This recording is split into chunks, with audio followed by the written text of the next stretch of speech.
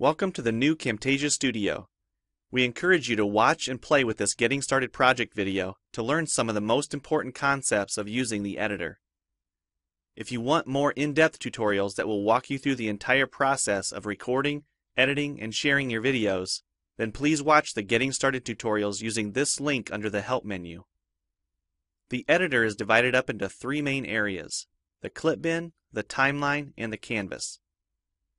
The canvas is where you see your video during playback and can move, resize, and reposition all media however you want.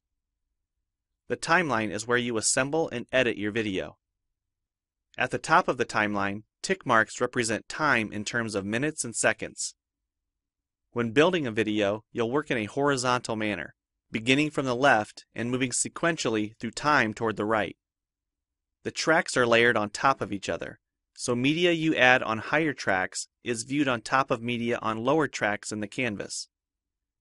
For example, this callout is placed on top of the video track on the timeline, and therefore is on top of the screen video on the canvas. If I drag the video track on top of the callout on the timeline, the callout is now hidden behind the video on the canvas. Use the zoom slider to magnify the view of the timeline. This is very helpful when making precise cuts and selections, like removing ums in your audio. New media can be dragged and dropped on an existing track, or a new track is automatically created when media is dropped at this location at the top of the timeline. To change the position of a clip on the timeline, just drag it. To change the duration of a clip, drag the edges in either direction. An important part of the timeline is the playhead. To view your video, click play. Notice how the video and the timeline's playhead stay in sync. Click anywhere along the timeline and the playhead moves to that point. To remove a portion of your video, make a selection with the green in point and red out point. Then click the cut button. If you don't want media cut on a specific track, just click the lock icon. If you make a mistake while editing, press Ctrl-Z on the keyboard to undo, or choose Edit Undo. Double-click the playhead to deselect. Next, we'll look at the clip bin in the library. The clip bin holds recordings, audio files, images, and title slides being used in the project you're currently working on.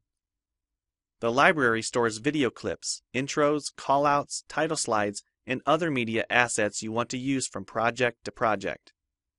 It is pre-populated with professional content you can use in your videos. You can download more media from our website by clicking this link. You'll find a lot more music, callouts, and animated titles to use in your projects, and it's all free. Once you find something you like this callout for example, just drag it to a track on the timeline and resize and reposition it as needed.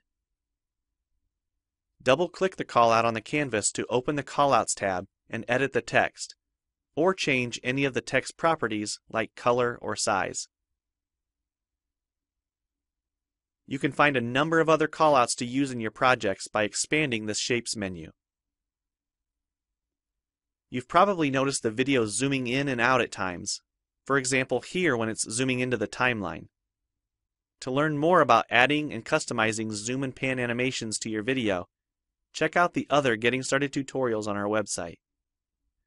We've talked about some of the tabs already, but be sure to explore the others for adding and editing special effects. If they don't all show up as tabs, click on the More tab to explore others, like the speech-to-text capabilities and captions, and the improved quizzing. Also, transitions can now be dragged directly to the timeline and added on top of clips. So we've shown a few ways you can navigate and edit your video. But how do you get content into your video? To make a new screen recording, click the Record the Screen button. If you already have an audio or video recording you'd like to use, click the Import Media button. When you're done with your video project, you'll need to click the Produce and Share button to create a shareable video. Expand this menu to see a variety of presets.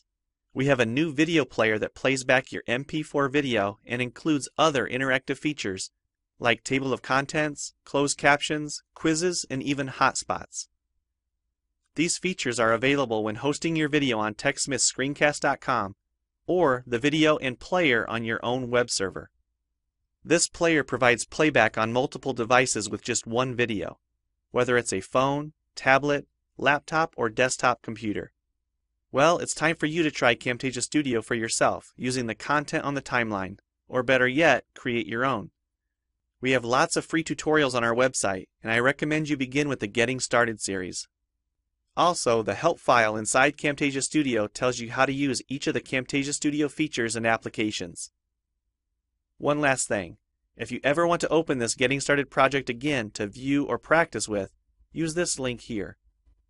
Thanks for watching, and we hope you enjoy Camtasia Studio.